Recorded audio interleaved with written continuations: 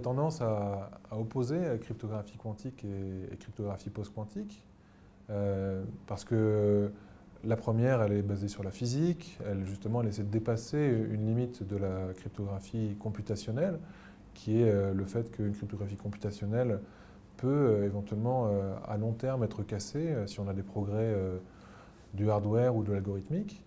Donc la cryptographie quantique essaie de pallier ces limites et elle est basée sur la physique avec une preuve de sécurité qui repose sur la physique quantique. Et d'autre part, donc on a une cryptographie computationnelle qui aujourd'hui est menacée par l'ordinateur quantique. Et la cryptographie post-quantique, c'est à nouveau toujours une cryptographie toujours computationnelle, mais qui repose sur des nouveaux problèmes difficiles, des nouveaux problèmes cryptographiques.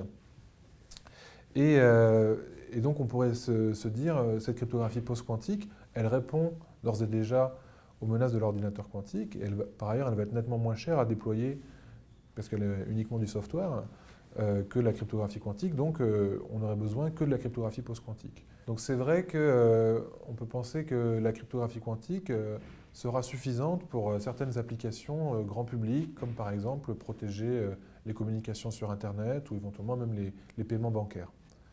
En revanche, il y a des applications qui sont plus spécifiques pour lesquelles le niveau de sécurité qu'on va demander est notamment un niveau de sécurité à long terme. Par exemple, on veut protéger des données biométriques, des dossiers médicaux, ou on veut protéger des clés cryptographiques qui sont associées qui protègent des secrets qu'on veut garder très longtemps dans le temps. À ce moment-là, une cryptographie purement computationnelle peut ne pas être suffisante. On peut avoir envie d'avoir une garantie de sécurité supérieure qu'on ne sait pas garantir aujourd'hui avec la cryptographie qui dépend des maths, donc la cryptographie computationnelle. Et c'est là qu'une combinaison entre la cryptographie physique, comme la cryptographie quantique, et la cryptographie post-quantique prend tout son sens. En fait, une combinaison qu'on peut... c'est une défense en profondeur, en fait.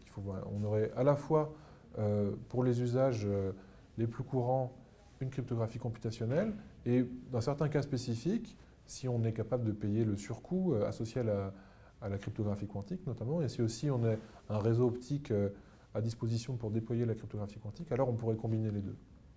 Mais il se trouve que, par exemple, pour des usages comme le cloud, où on va stocker de plus en plus de données, dans des quantités, donc on va avoir une intensification finalement de la valeur des données qu'on veut protéger, et généralement on va les chiffrer ces données, donc il faut gérer les clés associées au chiffrement de ces données, qui sont concentrées à un endroit de l'espace, et le cloud, typiquement, il est connecté par des fibres optiques. Donc protéger les données qui sont centralisées dans un cloud, des données de haute valeur, par exemple les données médicales, c'est typiquement un cas d'usage intéressant pour la cryptographie quantique qui aura besoin néanmoins d'être combiné avec de la cryptographie computationnelle.